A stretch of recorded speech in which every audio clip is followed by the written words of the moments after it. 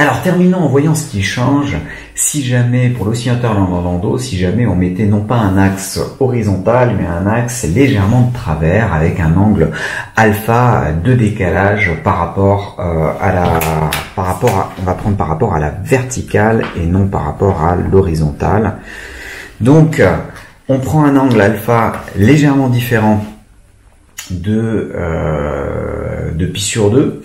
Et on va essayer de voir qu'est-ce que cela impose comme contrainte supplémentaire. Donc on va pouvoir essayer de faire une résolution graphique. Alors ne vous lancez pas dans tous les calculs, mais commencez par réfléchir à comment écrire l'expression de l'énergie potentielle globale de votre système et voir quelles vont être les implications d'un point de vue graphique sur l'évolution et les différentes positions d'équilibre possibles pour votre système. Je vous laisse 2 minutes.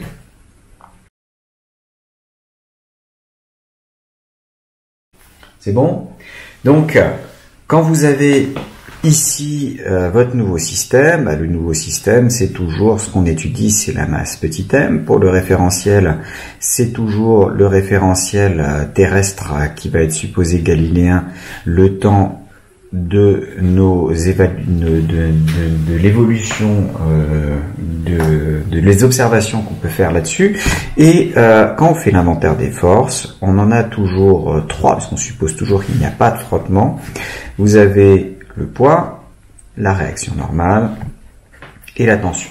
Alors sur ces 3-là, vous avez le poids qui est vertical, vous avez la tension qui est selon le ressort, et puis vous avez la réaction normale qui est normale à la barre, c'est-à-dire dans ce sens-là. Et maintenant, dans ces 3 forces, il n'y a plus qu'une seule force qui ne travaille pas, et c'est la réaction normale, puisqu'elle est par construction perpendiculaire, donc ne travaille pas, car elle est orthogonale au mouvement. Bon, donc comment s'écrit l'énergie potentielle? On va faire un petit calcul à base de géométrie, et ensuite, comment est-ce qu'on peut interpréter cette énergie potentielle pour en déduire des choses sur notre système global. Donc pour avoir l'énergie potentielle, vous avez que l'énergie potentielle totale, ça va être la somme de l'énergie potentielle de pesanteur et de l'énergie potentielle élastique du ressort.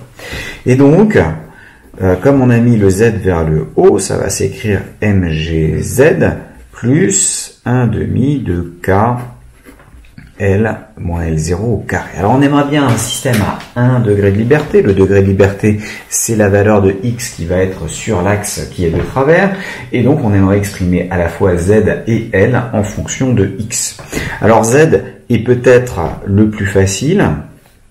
Vous voyez que Z et X pointent tous les deux vers le haut, que ce qui va m'intéresser, c'est la projection. Ici, j'ai la valeur de Z, sachant que là, c'est le côté qui est adjacent à alpha et que X, finalement, c'est l'hypoténuse de ce triangle rectangle. On a que Z doit s'écrire X cosinus alpha. Donc Z est directement proportionnel à X et je peux remplacer, j'ai une expression de mgz en fonction de X qui vaudra mgx cosinus alpha. Pour avoir la longueur L, c'est un chouïa plus compliqué étant donné que vous n'avez plus de triangle rectangle, mais c'est pas grave, on peut utiliser la formule d'Al-Kashi quand on a un triangle quelconque. Quand on veut chercher un côté connaissant les deux autres côtés et l'angle qui est opposé au côté, Al-Kashi vous dit que L carré, c'est égal au premier côté au carré, plus le deuxième côté au carré, auquel je soustrais 2 fois le produit des côtés, fois le cosinus de l'angle. C'est pour ça qu'on a pris alpha à cet endroit-là, pour que ce soit plus simple dans l'application d'Al-Kashi.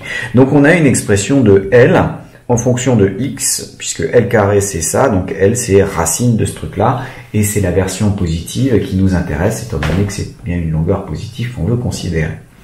D'où une énergie potentielle qui va avoir une expression en fonction de X qui s'écrit mgx cosinus alpha plus 1 demi de k, et là j'ai une grosse racine, d carré plus x carré, ça c'était le terme que j'avais déjà, mais j'ai un moins 2xd cosinus alpha, hop, moins L0, et tout ça au carré.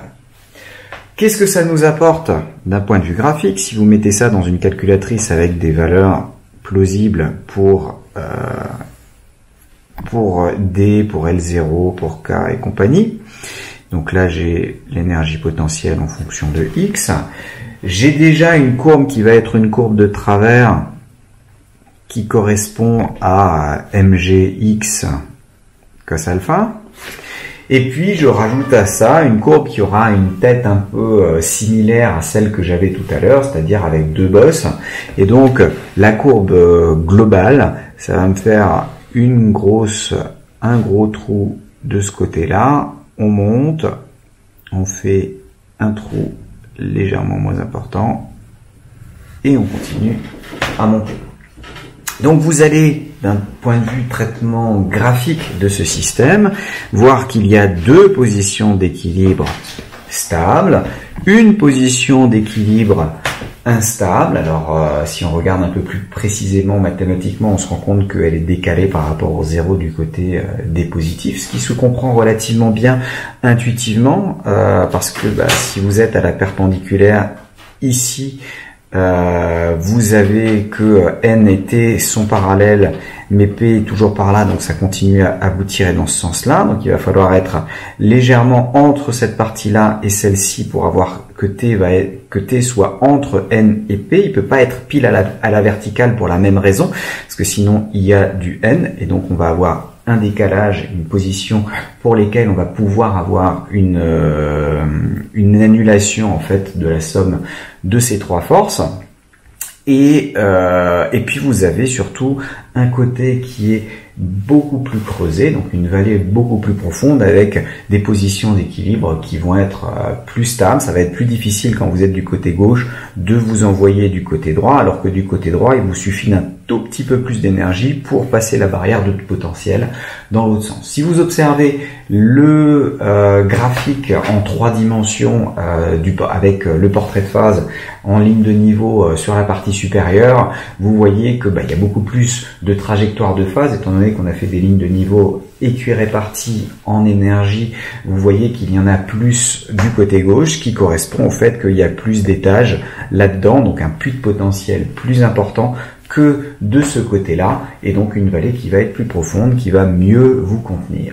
Donc là maintenant, les calculs seraient plus compliqués si on voulait calculer la dérivée seconde pour avoir les oscillations, les petites oscillations autour des positions d'équilibre. Le calcul des positions d'équilibre est elle aussi un petit peu compliqué parce qu'il y a un terme lors de la dérivée qui rajoute ça, et puis vous avez ce terme-là qui va être plus compliqué que la dérivée que nous avions la fois dernière. Mais dans l'ensemble, on pourrait mener les calculs jusqu'au bout pour voir à quoi va correspondre ce système. Ce qu'il faut retenir ici, c'est que vous avez un décalage avec une asymétrie qui a été introduite par ce alpha, et cette asymétrie se voit aussi dans le portrait de phase et dans le graphe en énergie potentielle que l'on peut en déduire.